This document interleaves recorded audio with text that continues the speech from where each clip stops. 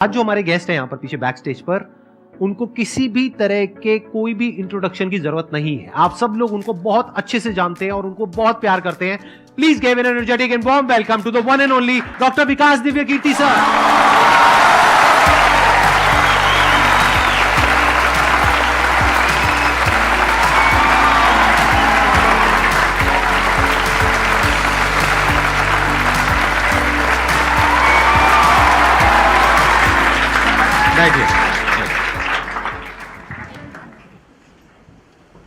मैं सबसे पहले आपको धन्यवाद देना चाहता हूँ यहाँ पर आने के लिए। Thank you so much. क्योंकि जब से मैंने सीरीज शुरू करी है तब से हमारे कमेंट सेक्शन में कोई भी एक भी ऐसा वीडियो नहीं है जहां पर आपका नाम ना लिखा हो। कई बार मुझे ऐसा लगता है देख करके कमेंट सेक्शन को कि ये मैं अपने चैनल पे आया हूँ या आपके चैनल पे हूँ। मैं सोशल मीडिया पे बहुत कम एक्टिव रहता हूँ तो मुझे आइडिया नहीं था इस बात का, पर मैं थैंकफुल हूँ कि आपने बुलाया, इस लायक समझा कि मैं यहाँ पर आऊँ। सर प्यार बहुत करते हैं बच्चे आपको, मतलब इतना प्यार है जिसकी कोई हद नहीं है। मैं ठीक कह रहा हूँ गलत कह रहा हूँ? यस और नो? सो अब आप लोग जो चाहे जैसे चाहे इनसे क्वेश्चंस पूछ सकते हैं। सर लाइफ में जब भी कोई सिचुएशन आती है कि जिसमें दो रास्ते, एक प्रैक्टिकल और एक इमोशनल, तो बैलेंस आउट कैसे करना है? इमोशनल और प्रैक्टिकल में हमेशा विरोध नहीं होता है, कभी कभी साथ भी चल सकता है। और सिर्फ इमोशनल कुछ नहीं होता, सिर्फ प्रैक्टिकल कुछ नहीं होता, प्रोपोर्शन का डिफरेंस होता है। जब इमोशंस आपके दिमाग पर बहुत हावी हों तो फैसला करने से बचना चाहिए, स्पेशली बड़ा फैसला। छोटा तो ठीक है कि आपके दोस्त ने कहा कि दोस्त नहीं एक फिल्म देखेगा मेरे साथ, आप इमोशनल हो जाके देख ली फिल्म, क्या हो गया, कोई नुकसान नहीं होगा। पर कोई ये कहे कि तो मुझसे प्यार नहीं करते, शादी नहीं कर सकते मुझसे और हमने शादी कर ली, ये ठीक नहीं है। सिर्फ इमोशंस में आके बहुत बड़ा फैसला मत कीजिएगा, चाहे वो करियर का हो, चाहे पार्टनर का हो, चाहे कोई भी फैसला हो। प्रैक्टिकल इतना नहीं हो जाना है कि आप मशीन, रोबोट या पत्थर बन जाएं। क्योंकि आप कितने भी सक्सेसफुल हो, यदि आप इमोशनली सक्सेसफुल नहीं है, इमोशनली स्टेबल नहीं है, इमोशनली वेलबींग के स्टेट में नहीं है, तो आपकी सक्सेस किसी काम की नहीं है, एकदम मीनिंगलेस है। So the success in totality needs emotional happiness, emotional stability as well. इसलिए इमोशंस को खारिज करके जिएंगे तो शायद कुछ अचीवमेंट्स बड़ी हो जाएं, पर वो किसी काम की नहीं है। केवल इमोशंस पे चलेंगे तो हो सकता है कि अचीवमेंट जिंदगी में ज्यादा हो ना पाए। तो बैलेंस की बात है। और सबसे अच्छा तरीका है जब बहुत इमोशंस हो, इंटेंसिटी बहुत ज्यादा हो, सिर्फ एक तरीका मैं जो अपनाता हूं, उस क्षण में फैसला नहीं करना है। कुछ भी हो, कोई कितना भी प्रेशराइज करे, सिर्फ इतना बोलिए कि मैं 24 घंटे बाद बताऊंगा आपको, थोड़ा सोचूंगा इस बारे में। और यदि आपने उस मोमेंट से खुद को बाहर निकाल लिया तो फिर आप डिटैच होकर देख पाएंगे और थोड़ा सा प्रैक्टिकल एलिमेंट भी रहे, इमोशनल एलिमेंट भी रहे, वो फैसले सबसे अच्छे रहेंगे लाइफ के लिए। मैं आपको एग्जांपल से बात समझाता हूँ। ऐसे लोग जो तैयारी कर रहे थे, अफेयर में थे, एक का सिलेक्शन हो गया, अब उसके सामने क्राइसिस ये है, स्पेशली किसी लड़की का हो गया, लड़के का नहीं हुआ। अब हमारी सोसाइटी में ना, लड़की ऊंचे पद पे हो, लड़का ना सफल हुआ हो तो बड़ा मुश्किल है सोसाइटी में, उनको शायद दिक्कत नहीं है। अब वो लड़की प्रैक्टिकल नहीं है कि मैं तुमसे शादी करूं, ये कह के अगर हट जाती है और शादी करती है किसी ऐसे व्यक्ति से जो बहुत सफल है। I know many such people personally, मैं नाम नहीं बोल सकता किसी का। मैंने जनरली पाया है कि वो लोग लाइफ में बहुत फ्रस्ट्रेशन में रहे बाद में, क्योंकि सफलता के नाम पर, प्रैक्टिकल होने के नाम पे ऐसे व्यक्ति को चुना जिसके साथ वो रह नहीं सकते ठीक से। और मैं ऐसे कई लोगों को जानता हूं जो IAS बने, IPS बने, जिनको करोड़ों रुपए के दहेज के ऑफर्स आए, साफ ठुकरा के कहा कि मैं जिंदगी एक ही व्यक्ति के साथ गुजार सकता हूं जो मेरे साथ है, और हैं, बहुत खुश हैं। अब कोई कह सकता है उनके परिवार में कि इसने प्रैक्टिकल फैसला नहीं किया, इमोशनल फैसला किया, पर अल्टीमेटली किसी चीज की वैल्यू क्या है? आपकी लाइफ बेहतर हो। यूट्यूब पे जिसके 1 लाख भी सब्सक्राइबर्स होते हैं वो मोनेटाइज करता है, 1 लाख क्या जब मिनिमम हो सकता है, खूब पैसा कमाते हैं, ब्रांड प्रमोशन करते हैं, साबुन तेल बेचते हैं बीच बीच में। आपका चैनल तो शायद देश में सबसे बड़ा चैनल है, आप चाहें तो कितना नहीं कमा लेंगे। मुझे कुछ दिन पहले एक एजेंसी के लोग मिले जिन्होंने बताया कि इनकी जैसी ख्याति है उस लेवल पर महीने में कोई 5-10 करोड़ भी कमाना चाहे तो कमा सकता है आराम से इस यूट्यूब चैनल से। तो मैंने पूछा कि वो कौन सी चीज है जो आपको इतना मजबूत बनाती है कि आप नहीं इस रास्ते पर जाते, मैं वो जानने में इंटरेस्टेड हूँ। तो 10 मिनट की बात के बाद मैं समझ में आ गया, क्योंकि अल्टीमेटली अगर मैं अपनी वैल्यू के खिलाफ चला गया तो खुश कैसे हो जाऊंगा? पैसा मुझे कैसे खुशी देगा जब मैं ही नहीं रहा, तो खुशी किस बात की? इसलिए इतना प्रैक्टिकल मत होना कि अपनी माँ के, पिता के, भाई बहन, दोस्त, जो प्रेमी प्रेमिका है, उनके इमोशंस के साथ खेलने लगो। इतना प्रैक्टिकल कभी मत होना, इतना इमोशनल मत होना कोई आपको बेवकूफ़ बना सके, बात बात पर बेवकूफ़ बनाता रहे। और बैलेंस जिंदगी जो है ना, वो मध्य मार्ग में है, जिंदगी एक्सट्रीम पे नहीं है, मध्य में है। तो प्रैक्टिकल और इमोशन का बैलेंस रखिए, लाइफ बढ़िया होगी।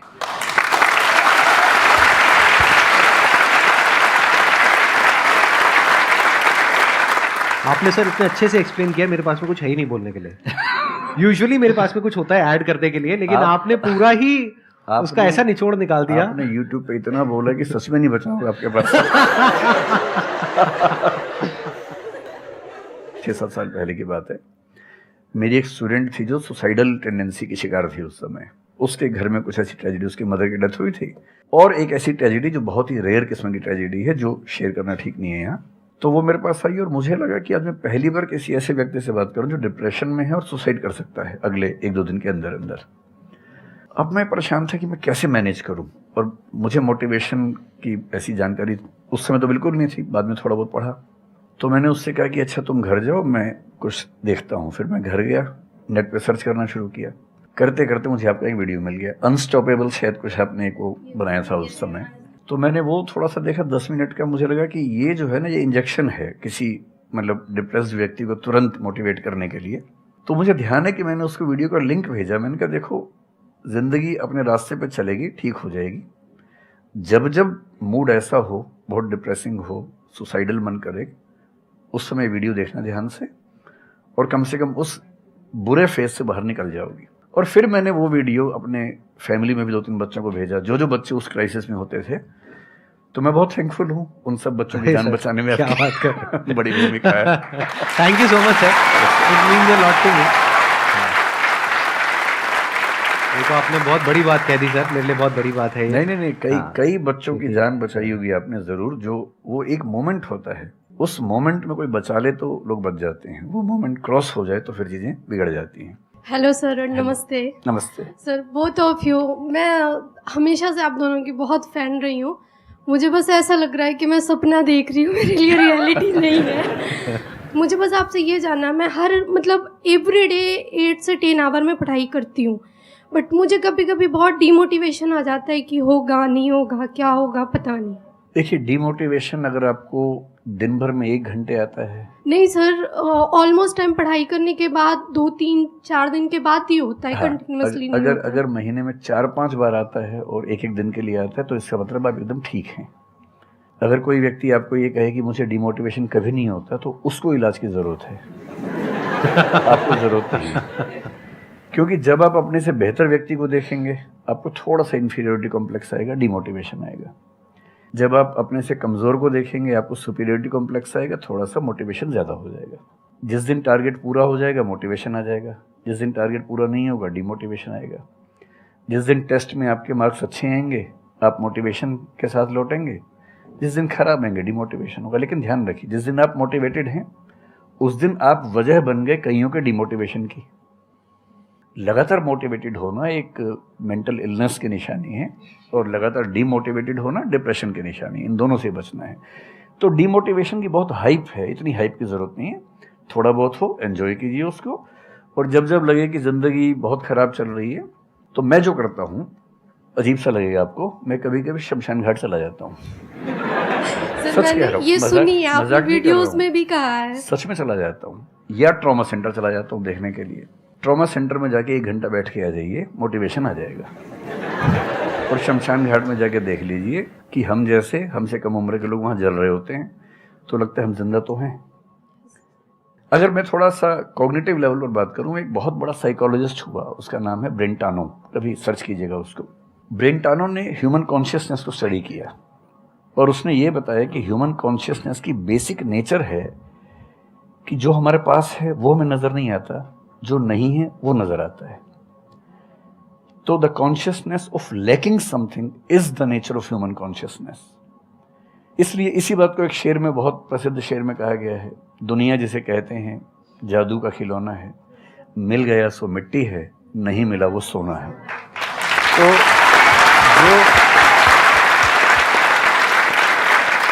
तो जो आपको नहीं मिलेगा ना, हमेशा बड़ा होकर दिखेगा, जो मिलेगा छोटा हो जाएगा। तो ईमानदारी इसमें है कि जब जब डिमोटिवेशन और डिप्रेशन हो, एक कागज़ लेके बैठ जाइए और एक तरफ लिखिए मेरी ज़िंदगी में ऐसा क्या क्या है जो दूसरों के पास नहीं है। पेज भर जाएगा पूरा। तो जो है उस पर ध्यान दीजिए और एंजॉय कीजिए। मेरा क्वेश्चन है कि आजकल बहुत लोग बोलते हैं कि एजुकेशन सिस्टम हमारा पुराना हो गया है और बहुत लोग बोलते हैं कि इसे चेंज करना चाहिए और ये सारी चीज़ें बहुत पुरानी हो रही है जो हम अभी करंटली पढ़ रहे हैं। तो इस पे आपका ओपिनियन क्या है? एजुकेशन सिस्टम में तो बहुत मेजर चेंजेस की ज़रूरत है और ये बात भारत सरकार ने एक्सेप्ट भी की है, नई पॉलिसी भी लेके आए हैं। मतलब मुझे लगता है कि कई लेवल्स पे देखना है। सबसे पहले तो ये डिफाइन करना ज़रूरी है कि एजुकेशन का पर्पस है क्या। क्या पर्पस केवल नौकरी लेना है, एक जॉब मिल जाए, वही पर्पस है? मैं उससे एग्री नहीं करता हूँ। मेरी राय में एजुकेशन का बेसिक पर्पस है कि एक होमो सेपियंस एक इंसान बन जाए, सोचना आ जाए, उसको समझना आ जाए। कोई राजनेता या धर्मगुरु उसको गधा ना बना सके, बेवकूफ़ ना बना सके।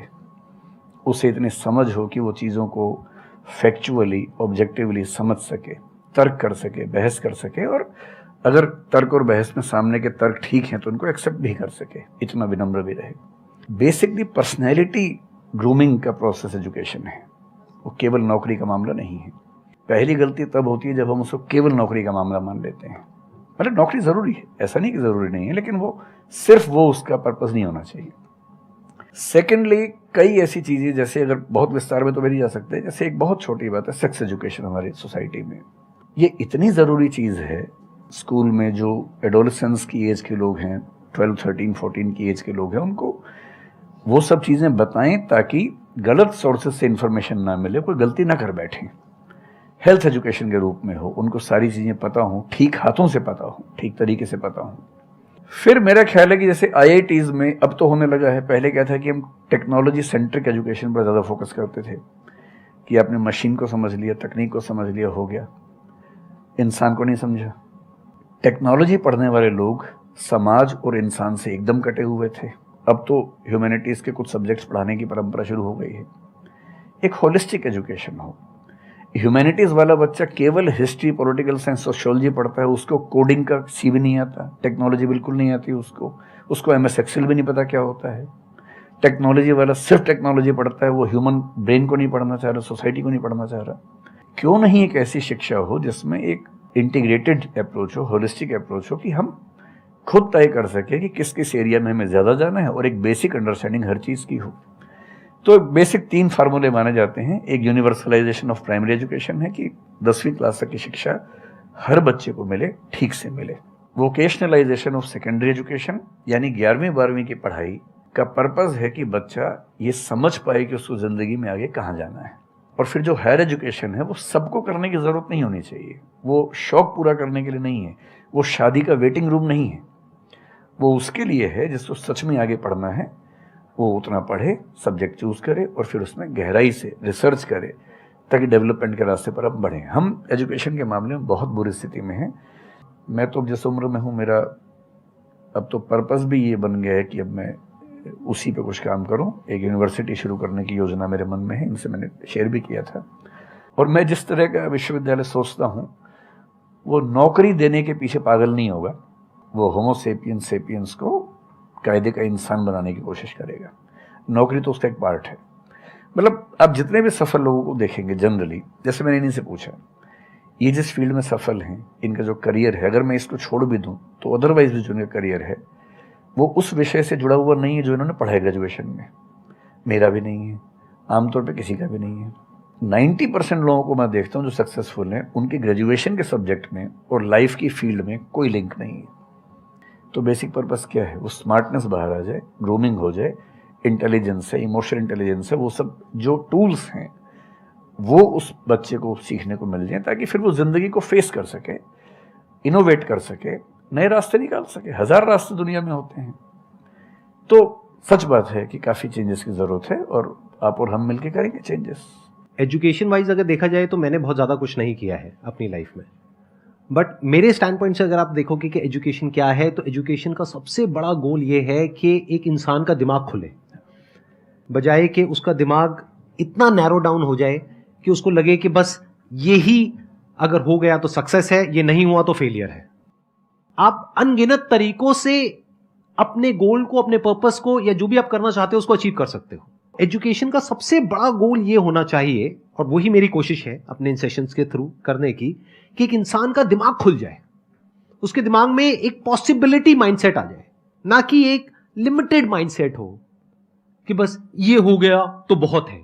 अब प्रॉब्लम क्या है, ये जो लिमिटेड माइंडसेट है ये बहुत लोगों का है, करोड़ों लोगों का है, तो वहां पे कंपटीशन भी बहुत है।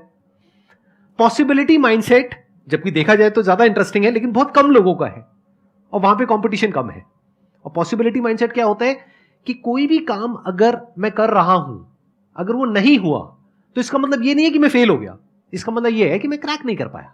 There has to be a way. ये एजुकेशन काम अगर कर दे तो रियल एजुकेशन हो गई हमारी। मतलब एक इंसान को, हाँ सॉरी, थॉमस एडिसन बल्ब के आविष्कार में लगा हुआ था, हाँ जी, 1000 बार फेल हुआ। तो किसी ने उससे पूछा कि यार तुम बार बार करते होता तो है नहीं तुमसे, क्यों कर रहे हो? तो उसने पता है क्या कहा, हर फेलियर के बाद मैं ये जानता हूं कि बल्ब इस तरीके से भी नहीं बन सकता, और अब मैं 1000 तरीके जानता हूं कि इन तरीकों से नहीं बनेगा, और उसके बाद वो तरीका ईजाद हुआ जिससे बना। एजुकेशन से एक इंसान का दिमाग इतना खुल जाए कि सबसे पहली चीज तो उसको ये समझ आए कि मैं कुछ भी नहीं जानता हूं। हाँ, एकदम ठीक बात है। एजुकेशन मस्ट बी सच कि वो लाइफ लॉन्ग आपका एक क्वेश्चनिंग माइंड बना ही रहे, कि आप कहीं भी हो, कुछ भी कर रहे हो, आपके दिमाग में क्वेश्चंस चले, questions related to the problems. जो भी आप काम कर रहे हो वो क्या है, अल्टीमेटली प्रॉब्लम सॉल्विंग है, तभी उस काम में वैल्यू है। अगर किसी की कोई प्रॉब्लम ही नहीं सॉल्व कर रहे हो तो उसमें वैल्यू कहां ऐड हो रही है, और वैल्यू नहीं ऐड होगी तो आपको पैसा कैसे मिलेगा, फिर चाहे जॉब हो चाहे बिजनेस हो। सो द आइडिया इज कि आपका दिमाग ये चलना चाहिए, अच्छा ये प्रॉब्लम है ना, पहले तो मुझे नहीं पता है कि इसको सॉल्व कैसे करना है, क्योंकि अगर आपको पहले से ही पता है तो आपको वही पता है जिस तरह से वो प्रॉब्लम सॉल्व होती आई है। That may not be relevant in today's context, but still आप उसको उसी तरह से सॉल्व करोगे जिस तरह से सब कर रहे हैं, वहां पर कंपटीशन है। फिर आप कहोगे कि कुछ हो नहीं रहा है। सो द आइडिया इज कि पहले तो ये प्रॉब्लम है जो मुझे अच्छे से समझ आई, मैंने इस पे फोकस किया, अब इसको सॉल्व करने के इन्फिनिट तरीके हैं, एक रास्ता नहीं है, बहुत सारे रास्ते हैं, मुझे पता नहीं है। This is the goal of education, कि मुझे नहीं पता है लेकिन पता किया जा सकता है। This is another goal of education. उसमें से कुछ तरीके काम करते हैं, कुछ नहीं करते हैं, यह भी हमको क्लियरली पता होना चाहिए। मतलब job personality must be dynamic, it must not be static. जैसे मैंने देखा है बहुत लोगों को जो मुझे मिलते हैं, कुछ लोग हैं उसमें से जो, जैसे मैं सर से मिला अभी ऑफ कैमरा, हम लोग बैठे हुए थे, डिस्कशन कर रहे थे, तो it was a great experience sir, आपके साथ में बैठ करके जिस तरह से, जिस ठहराव से सर बात कर रहे थे, जिस तरह से चीजों को सुन रहे थे, समझ रहे थे, और मैं क्वेश्चंस पूछ रहा था, ये मेरे से क्वेश्चंस पूछ रहे थे, तो there was a conversation which was going on. On the other hand there are some people जिनसे मैं कभी कहीं मिला तो उनकी अप्रोच क्या है कि मुझे सब पता है, वो गड़बड़ हो जाती है। शिक्षा की दुनिया में बहुत प्रसिद्ध कहावत है, भारतीय अगर परंपरा में देखें तो विद्या ददाति विनयम एक बहुत प्रसिद्ध कथन है। अगर कोई पढ़ा लिखा आदमी अपने ज्ञान की वजह से अहंकार करे तो मान लीजिए कि वो पढ़ा लिखा नहीं है, पढ़ाई उसके दिमाग पर हावी हो गई है, अभी उसको अंदाजा नहीं है कि कुल संसार के ज्ञान में उसकी हिस्सेदारी डेसिमल में भी नहीं है। और जिसको ये पता है कि मेरा ज्ञान बहुत कम है वो विनम्र ही रहेगा। और इसलिए जो बड़े प्रोफेसर्स हैं, अगर आप कभी सुनेंगे, मैं जानता हूँ, मैं यूनिवर्सिटी में जब पढ़ता था, सबसे बड़े प्रोफेसर क्या बोलते थे कि मैं इस विषय का विद्यार्थी हूँ, कभी नहीं बोलते थे कि मैं प्रोफेसर हूँ। इतना साहस किसी में कैसे कि मैं प्रोफेसर हूँ? अरे आप जिंदगी भर स्टूडेंट बने रहेंगे तो ही काफ़ी है, उससे बड़ी बात तो सोचने भी नहीं चाहिए। बहुत बड़ी बात है।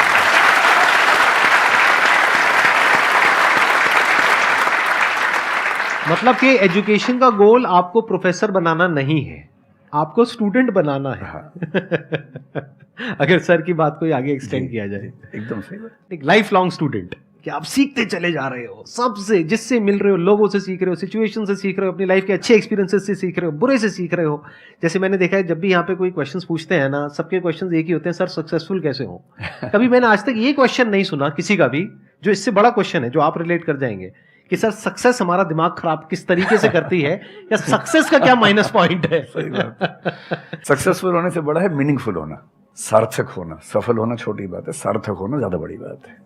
सर मेरा क्वेश्चन ये है कि लाइफ में बहुत सारे सर्कमस्टांसेस आते हैं जहाँ पे मतलब हमें ये लगता है, बहुत सारे नेगेटिव थॉट्स आते हैं कि मतलब आगे कैसे बढ़ें, how to get rid of fear of failure. Sir कैसे हम इसको हैंडल करें, अगर हम कोई किसी चीज़ को शुरू करना चाहते हैं सर, तो हमारे दिमाग में बहुत सारे नेगेटिव थॉट्स चलते रहते हैं, हो पाएगा नहीं हो पाएगा, बहुत तरह के नेगेटिव क्वेश्चंस आते रहते हैं सर, तो इसको कैसे हैंडल करना है सर इस सिचुएशन को?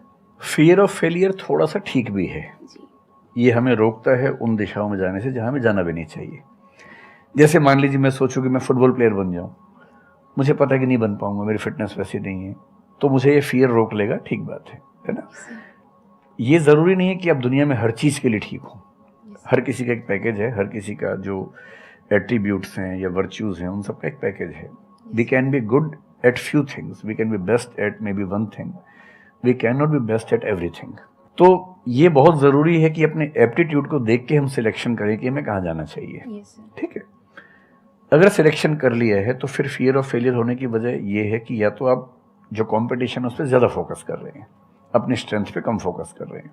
मेरे ख्याल से स्ट्रेंथ पे फोकस करना, कुछ अच्छे लोगों की कंपनी में रहना जो थोड़ा सा मोटिवेट करते हों, अच्छे दोस्त हों, लगातार मनहूस टाइप की बात ना करते हों, ऐसे लोगों के साथ रहना, कुछ रिक्रिएशनल एक्टिविटीज़ उससे बाहर निकल के थोड़ा खेलना कूदना, मतलब फिजिकली फिट रहना, वो सब रहेगा तो हार्मोन्स जो हमारे दिमाग में आते हैं उससे, फिजिकल एक्टिविटी से, जो एंडोर्फिन्स वगैरह हैं, हैप्पी हार्मोन्स हैं, डोपामाइन वगैरह है, वो रिलीज़ होते रहें तो हम वैसे भी बहुत फियर से बचे रहते हैं। और अंत में मेरा तरीका ये है कि अगर मैं कुछ नहीं करूँगा तो फेल होना तय है, करूँगा तो चांस है कि फेल होऊंगा या पास हो जाऊंगा, तो नहीं करने में तो तय है कि फेल हो गया, तो क्यों नहीं चांस ले लेते हैं। और एक जगह फेल होऊंगा तो तय मान के चलिए कि दूसरी जगह मेरे फेल होने के चांस कम होगा, क्योंकि मुझे एक एक्सपीरियंस है प्रयास करने का और फेल होने का, और वो एक्सपीरियंस किसी ना किसी क्वांटिटी में हर फील्ड में काम आता है, मैच्योरिटी आपके अंदर आती है। और मैं एक शेर अक्सर यूज़ करता हूँ, बहुत बहुत प्रिय शेर मुझे है, और मुझे सच में लगता है कि ज़िंदगी को जीना बहुत आसान काम है, मुश्किल काम नहीं है। असली बात है कि आप प्रयोग करें, कोशिश करें, और हार जाएं तो दूसरी कोशिश करें। और मैं इसीलिए एक लाइन हमेशा बोलता हूँ, क्यों डरे, ज़िंदगी में क्या होगा, कुछ ना होगा तो तजुर्बा होगा।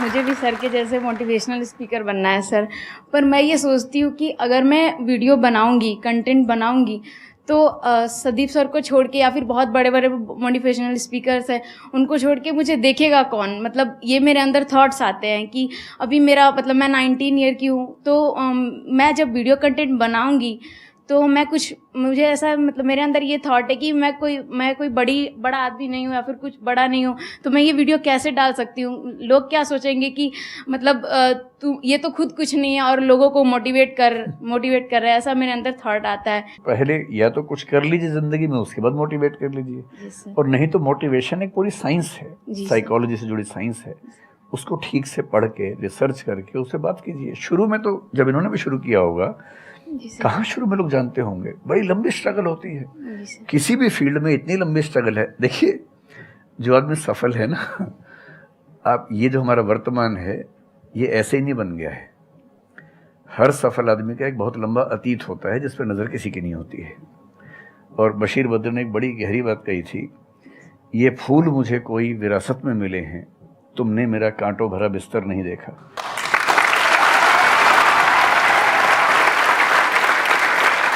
कितने साल तक ये लहूलुहान हुए होंगे, रोज़ छिला होगा शरीर, तब जाके लोगों ने पहचानना शुरू किया होगा। लगातार काम करने से, जिसको कंसिस्टेंसी कहते हैं, परसिवरेंस कहते हैं, बात बनती है, आपकी भी बनेगी। मैं तो कई ऐसे लोगों को जानता हूँ जिन्होंने एकदम स्क्रैच से शुरू किया और उसके बाद वो टॉप पे पहुंचे। आपने अपने क्वेश्चन में दो बातें टच करी, एक कि आपको मोटिवेशनल स्पीकर बनना है, एक है कि फियर ऑफ फेलियर है।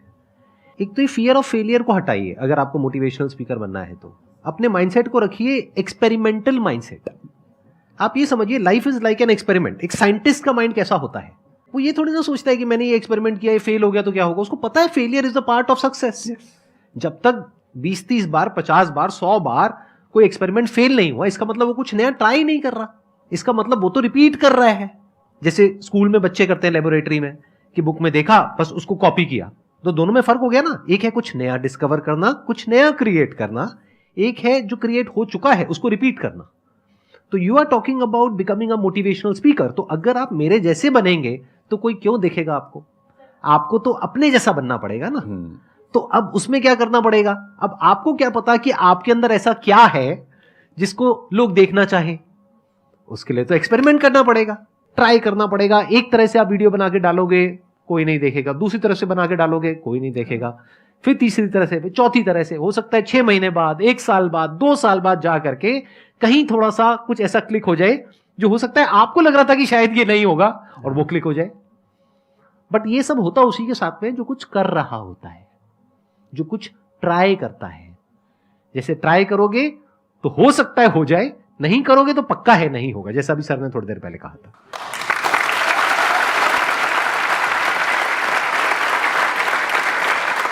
Thank you so much sir यहाँ पर आने के लिए।